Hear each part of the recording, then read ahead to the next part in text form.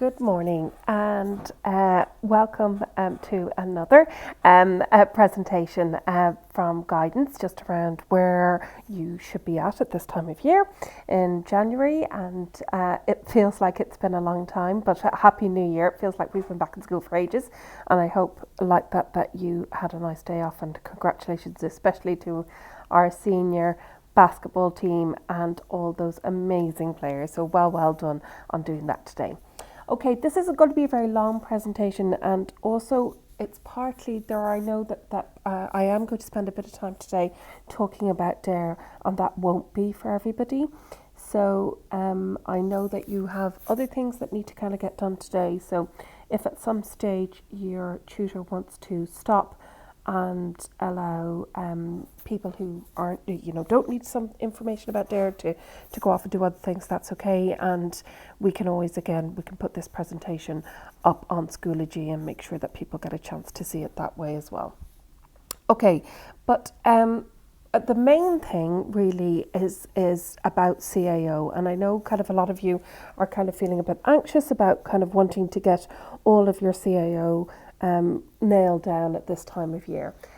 What I would say to you is please don't feel concerned that you need to get everything sorted by before mocks or even by the 1st of February. You really don't. You remember you have until July 1st to finalise your choices, and in fact it can be quite difficult at this time of year. You've got a lot of things coming at you for all kinds of reasons, so please don't put yourself under a huge amount of pressure to also have all of your CAO sorted. What you need to do is make sure that you're gathering all the right information, you're keeping an eye. There's lots of things, I'm posting them on Schoology all the time. There's lots of information sessions coming up in various different colleges. Make sure that you're making time for those, that you're going to those, and all of that will help. All of that will help when it comes to kind of May in terms of being able to more finalise your CAO. So everybody needs to create an account on your CAO by February 1st, but ideally everyone would do that by tomorrow.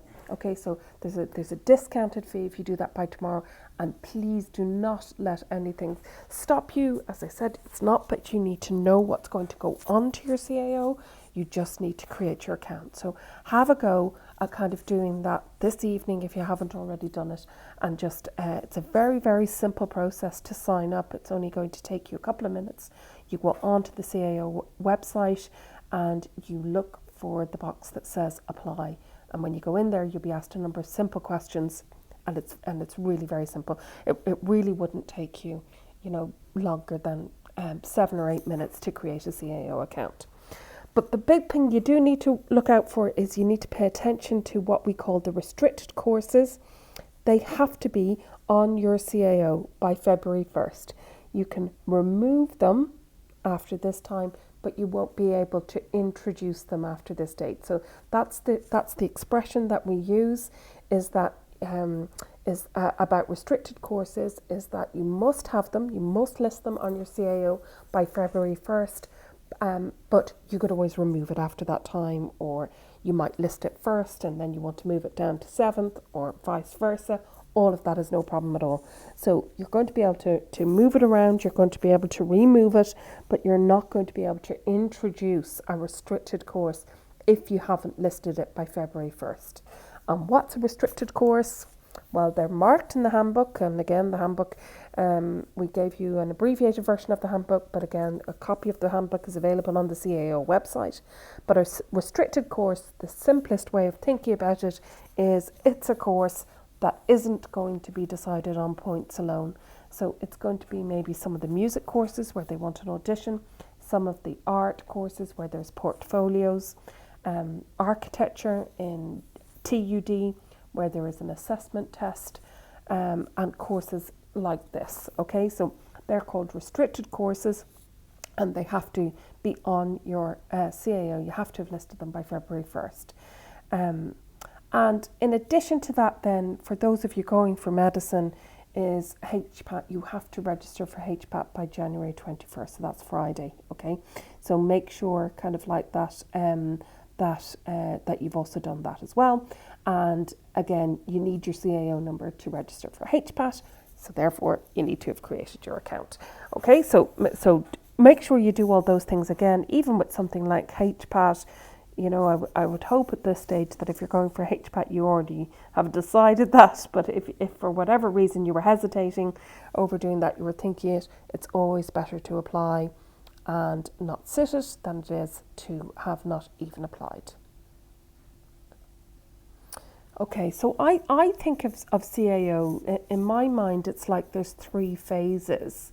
So the first phase is from now until February 1st.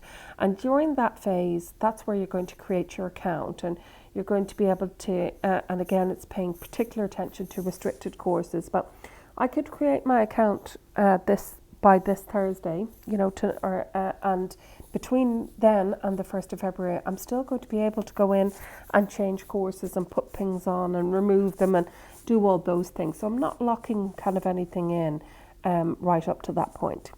But then between the 1st of February and the 1st of May, you can't make any changes to your CAO.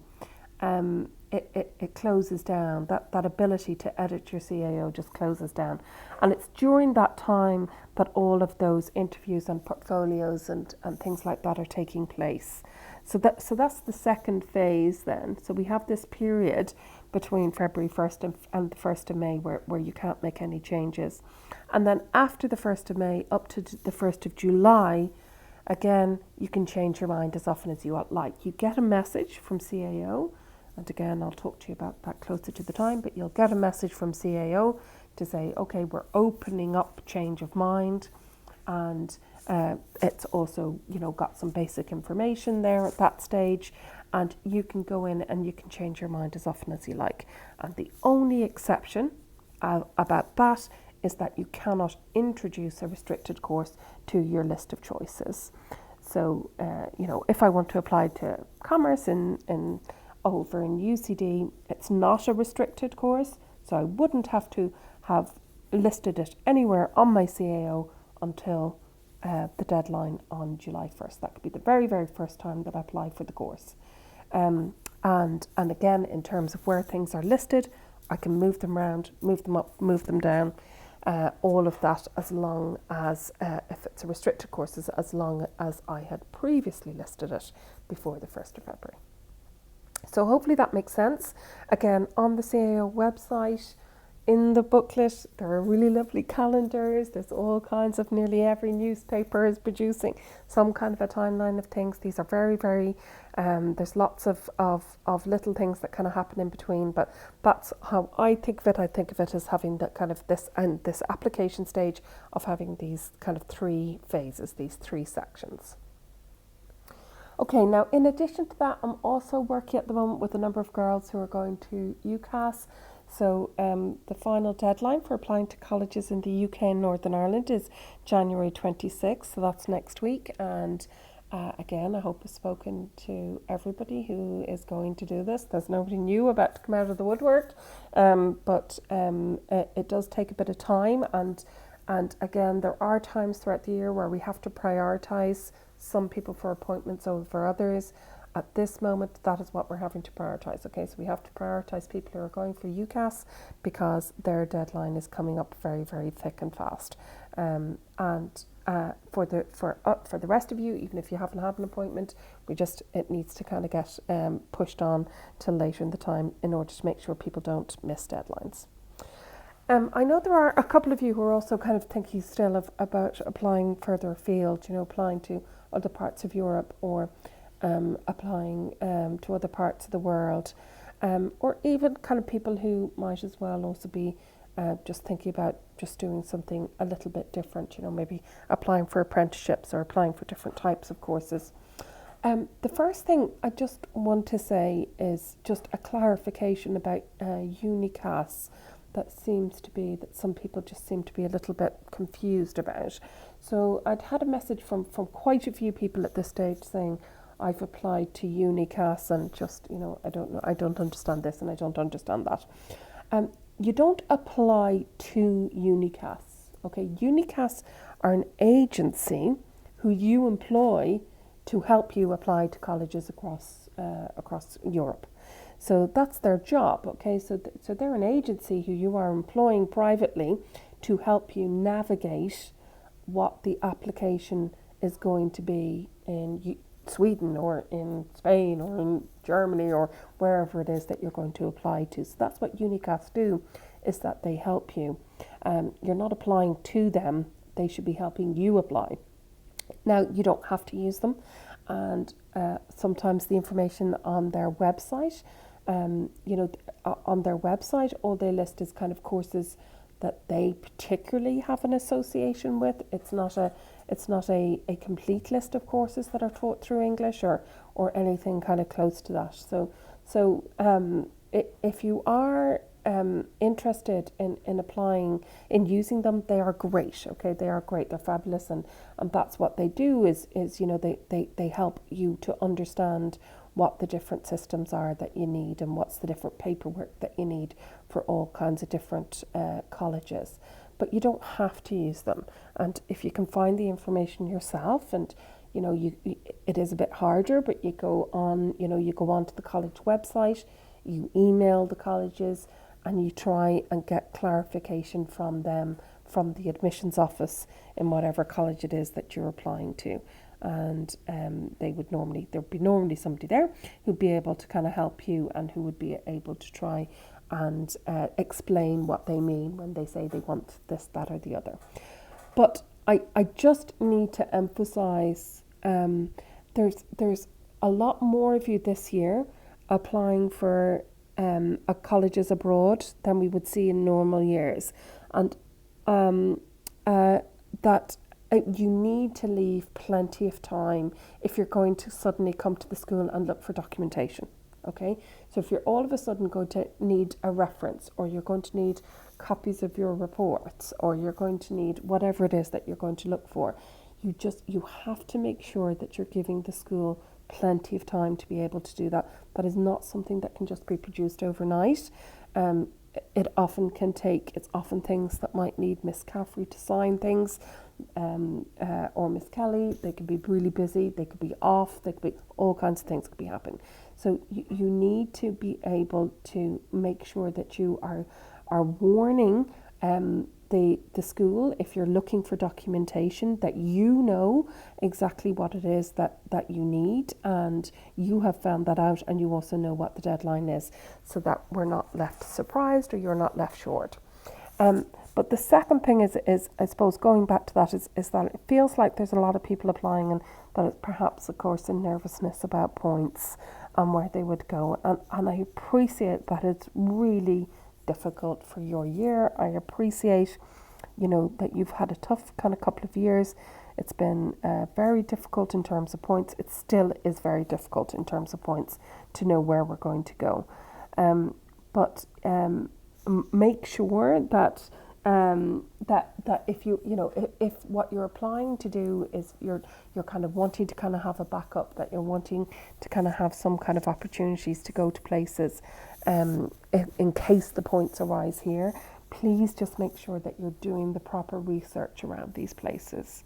Okay, you're not just picking things randomly off websites, that you've had an opportunity to really, really look at where you're applying to, really, really understand the ups and downs of it, really, really kind of get a chance to talk to people who are over there or who are going into it, so that it doesn't become something that you just find yourself randomly applying for different things all around the place, and then that's not what you want to do, or it's not where you want to go, because it does take a fair amount of work, and it's a distraction sometimes from other things. Okay, so I'm going to kind of start talking about DARE now. So if this is something, and by the way, as part of DARE, I'm also going to very briefly at the end of DARE also talk about language exemptions. So if we have people who are applying who don't do Irish or don't do a modern language, and they need to apply for a language exemption, I'm going to talk about this here now. But if that doesn't apply to you, your tutor can pause the video, and if there are other things, I believe Miss Harrison wants you to do something in your locker room. Okay, so I'm going to talk to you then about DARE.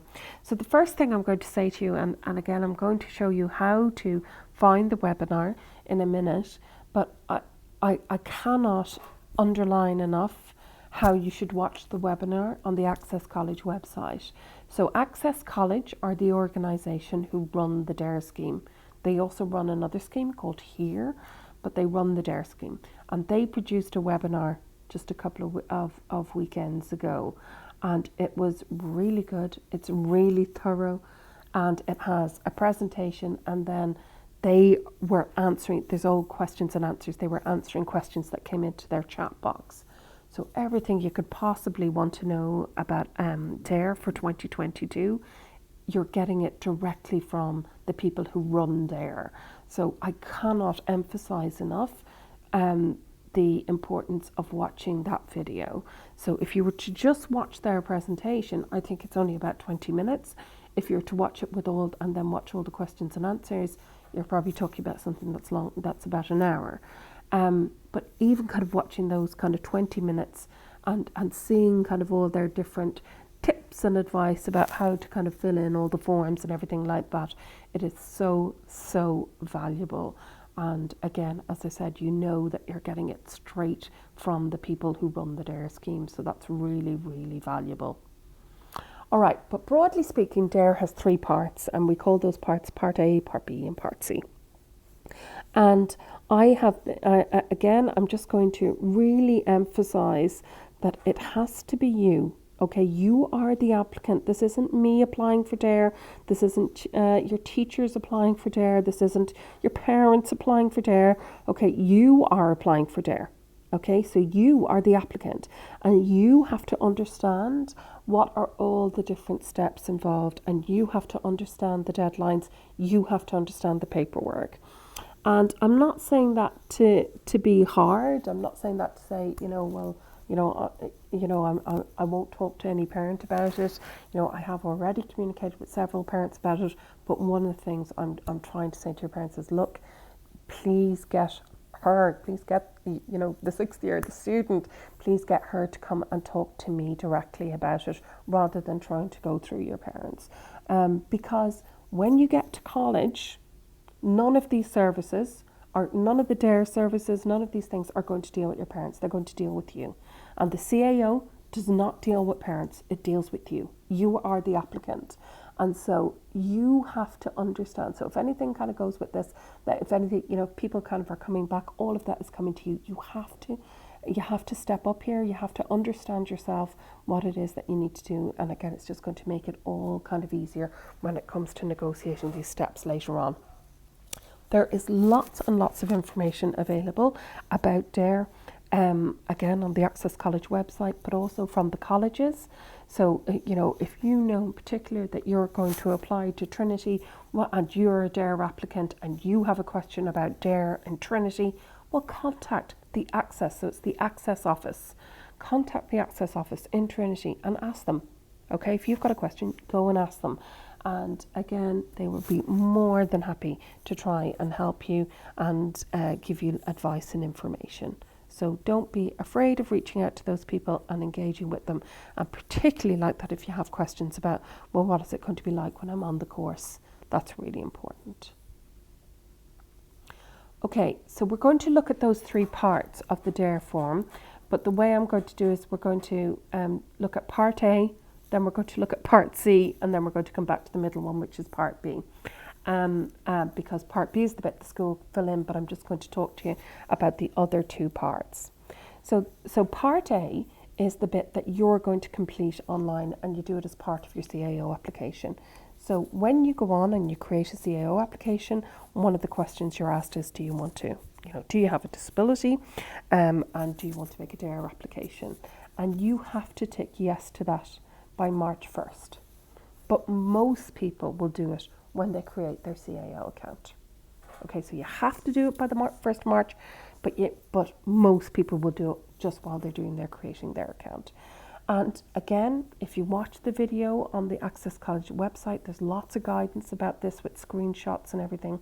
But the handbook suggests that this should take no longer than an additional 5 to 10 minutes.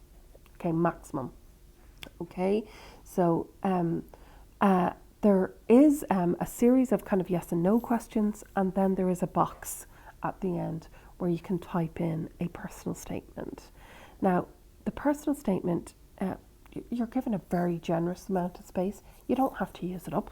You could write one line if you wanted to. You could actually leave it blank if you wanted to. It's not used. What you say in the personal statement is not used to decide whether or not you're going to be given any DARE place or not in a college. It's used once they have decided that you're going to be given DARE, is going to be used, or that that you're DARE, you're eligible to get DARE. The colleges then use it to think about, well, what does this person need when they're on the course to survive the course? So what you're going to see when you look at the DARE forms is that, it's the one DARE form, obviously, for everybody. Everybody fills in the same types of forms. And so there are sections on some of the forms that just aren't relevant. If you're applying, so the most common thing that somebody could be applying for DARE under is dyslexia. So that's the most common thing nationally that anybody could be applying for DARE.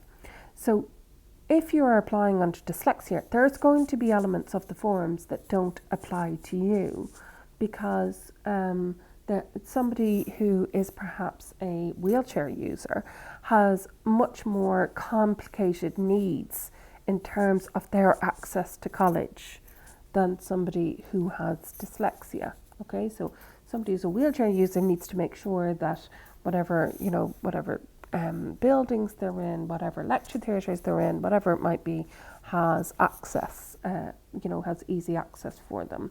And that may not be the same. That won't be the same for every single disability. So you have to think of that personal statement. It's more about an opportunity to write to the college about what supports you need when you're in the college. Okay, so there is some advice kind of on the website, but again, don't worry about it. Lots of people write 1 or 2 lines. Lots of people even leave it blank, and that's okay. Okay, that's okay. But again, if you feel like you've got more complicated needs, or if you feel like that you haven't been able to say what you want to say on other parts of the form, well then you can kind of write it in at that point. That's what it's there for. Okay, that's what it's there for. It's really saying, if you haven't been able to express yourself in other parts of the form, write something here. Okay, now part C of the form then, well, that's the evidence that you of your disability and your condition. And so for a lot of people, that's an existing report, or for some people then it's a form that's filled in by a relevant specialist, okay, or a relevant doctor. So it's either or. You don't generally kind of do both. Sometimes you might have both, but usually it's an either or. And that gets posted to CAO. So you post it to CAO, and it they ask you that it has to get there by March 15th. So the advice is then usually like that, to post it around March, no later than kind of March 13th. Okay, so that would be the advice. So part B of the form then is the bit that the school are going to fill in.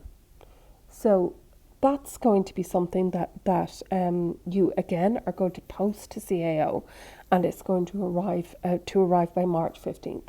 So what most people do is that they wait till they might already have the report or the documentation from the doctor, and then they wait for what they get from the school, and they put the part B from the school and then that report or that part C, and they put them in the one envelope and they post them off to CAO. That's what the vast majority of people will do.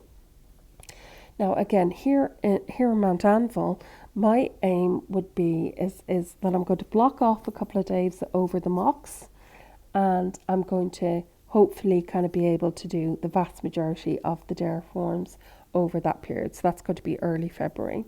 So I know kind of some people may not be ready at that stage, but would like the vast majority of them to do it, because again, there's an awful lot of people applying for DARE this year. There's a huge amount of you applying for DARE, and they do take a bit of time.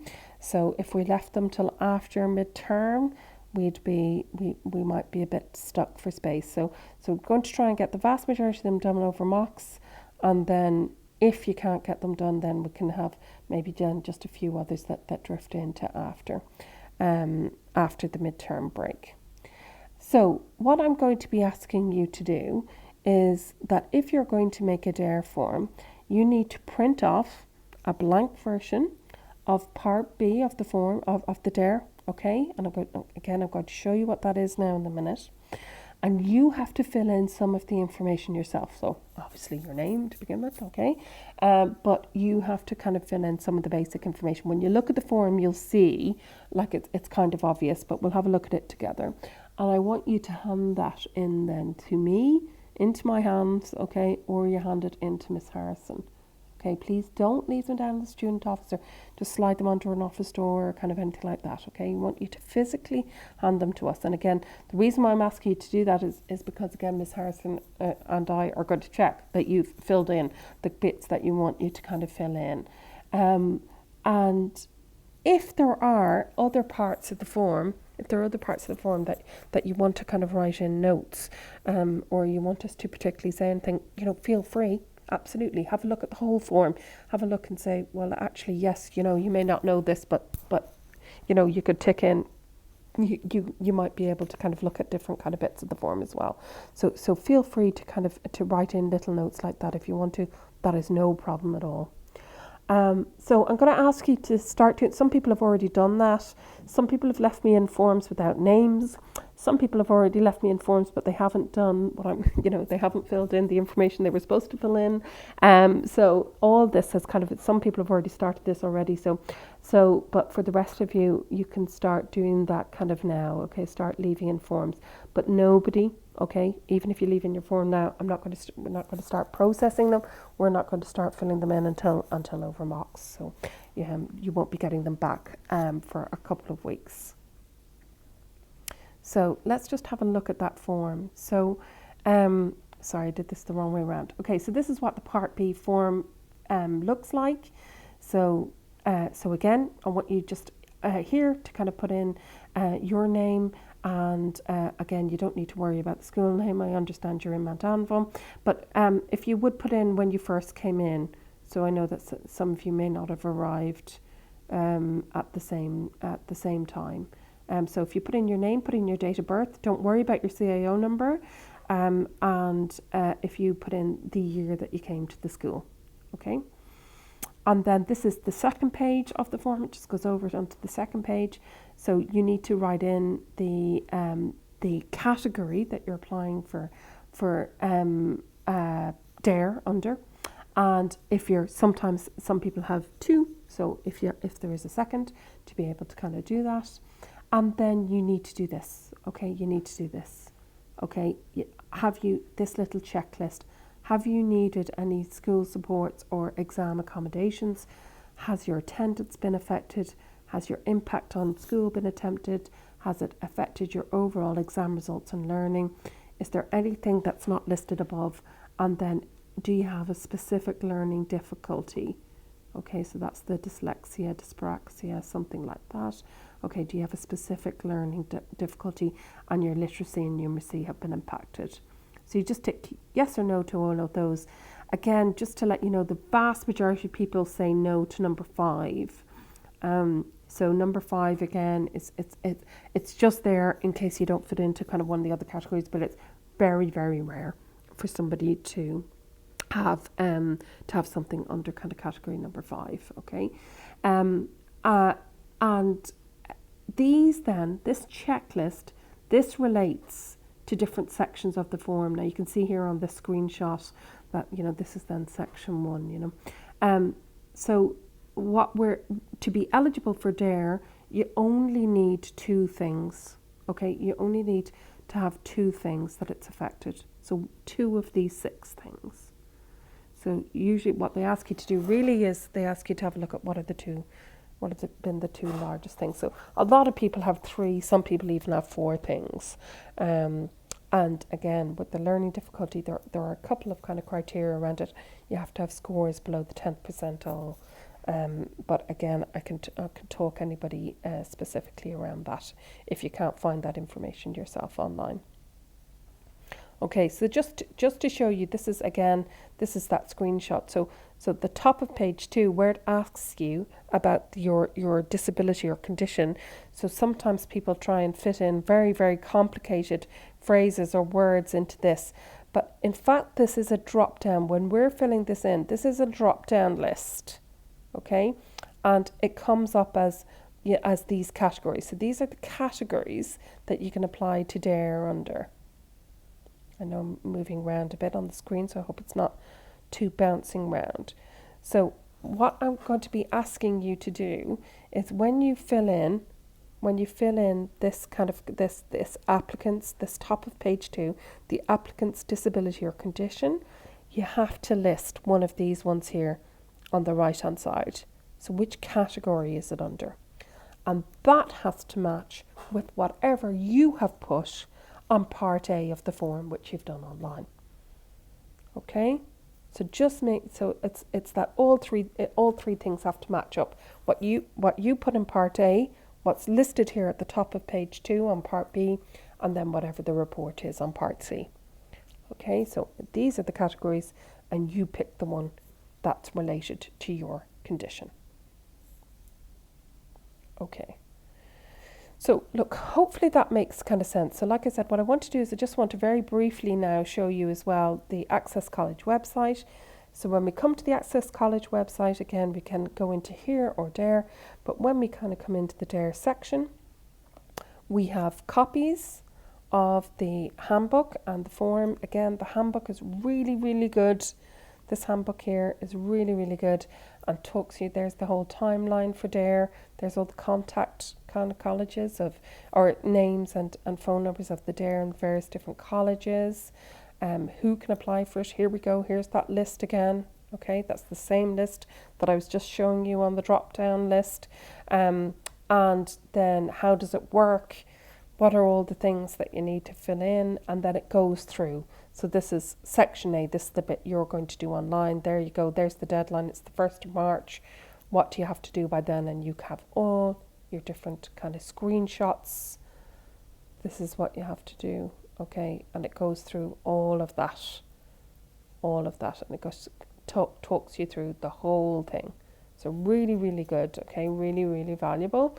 And this is then this section B here. This is what I'm talking about. You printing off and bringing into me again. You only need to print off the first 2 pages and fill in for me. So again, to see here, it looks blank, but when I click on it. It doesn't work on an iPad, but when I click on it, it actually becomes a drop-down menu.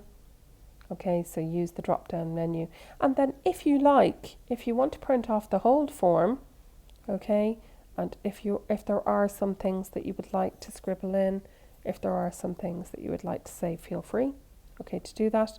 Then these scores here, this is if you're applying for dyslexia, you have to have 2 scores. You have to have done a test within the last 2 years, so since February 2020, where you have 2 scores in literacy or numeracy below the 10th percentile. So these are usually scores that are done by the IEN department. So if they are, we've got them here.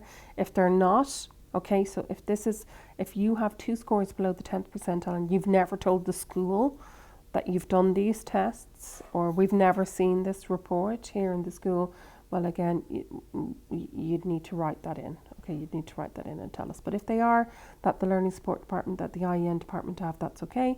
So that's what we do, is we sit down and we put in all this information here.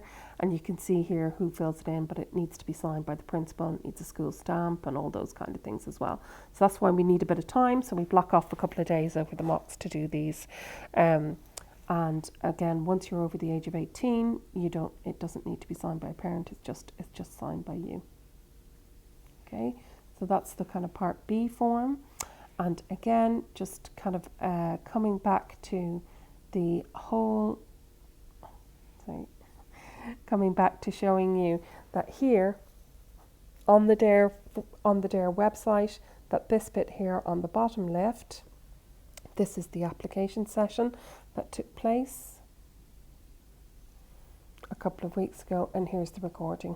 and it just links you through. And it was, again, really, really valuable, really, really important to watch that, and you'll be able to get all the information that you need from there. Okay, so hopefully that makes sense, okay, and hopefully that you understand a bit more now about DARE and the timelines and what it is that you want to do. But the very final bit then that I want to talk to you about this morning is about the language exemptions, because again, often there's a crossover between the two. And I understand, that there is a lot of paperwork involved in all of these applications, because many of you will also have been involved in making applications for exam accommodations and things like that. So it can be difficult to keep on top of all these things, but hopefully then this will be the final bit that you need to do if you need it. So if you're applying to an NUI college, or if you're applying to Trinity and you have no language, you just have English, and you don't have another language. So the first bit is that if you're applying to NUI, a college, that's UCD, Royal College of Surgeons, NUI Galway, Cork or Maynooth, and you don't take Irish, or you don't have another language for whatever reason, you have to complete the forms, okay, for their language exemption. Again, you're asked this as you're applying on your CAO. You're told to go onto the NUI site and kind of get it. It's very simple to do, but it's just, again, sometimes it can get a bit lost in all the processes, or you can think that in applying for one, you've applied for another or something like that. Unfortunately, they're all separate. You're going to need a copy of your certificate of exemption from Irish, if you have one from the school. So if you have a Department of Education exemption from Irish, you're going to need to show that probably to these colleges. And so if you don't have it, but talk to the IEN department, they'd be able to give you another copy. The form again then has to be signed by Miss Caffrey, so you could just leave them into the office yourself, or you could give them to me and Miss Harrison. We'd leave them down for you. And if you are applying for an NUI Irish exemption on the grounds of being born outside Ireland, this doesn't have to be signed by the school, okay? So you just fill in the form once you have a CAO number, and you just send it off to NUI yourself with a copy of your passport proving that, or birth cert proving that you were born outside of Ireland. And again, they write back to you and say, thank you very much, we acknowledge receipt of that, okay? So it's a very simple thing. They send it back to you incredibly quickly, but you need to do it. And there's no official deadline for this, but you're advised to do it as soon as you have a CAO number. So when you're on the CAO, what they do is that they advise to do it within 21 days. Again, that's only so that you don't forget to do it. So it's not a kind of an official thing, it's only so that you don't, so some people like that can occasionally leave it on the long finger or get worried if they've left it more than 20 days. Don't worry about that. So where do I find those documents? So again, here I am, I'm on the NUI website. Here on the right hand side then, you can see here it says Irish Third Language, and there's a little booklet about it, but then here, this is the exemption application form. So this is what you print out. And again, section A, everybody fills out, just your name and address and your CAO number and all those things. And then it depends then what you're applying under for then which of the other sections you fill out.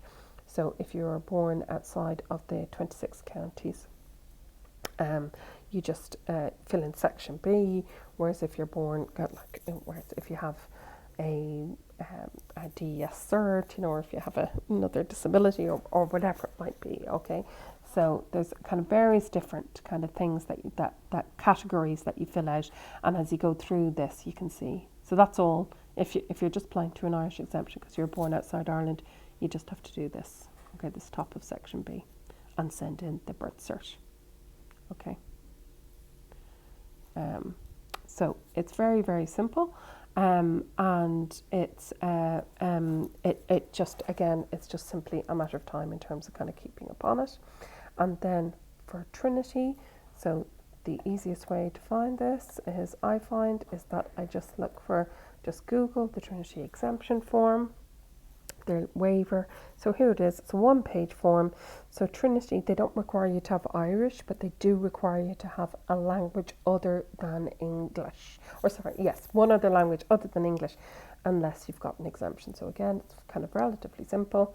You go in, you put in all your details. There you go. You put in your CAO number. And again, it tells you what you need to include. What you need your certificate of Irish, and you have to have your educational psychology report.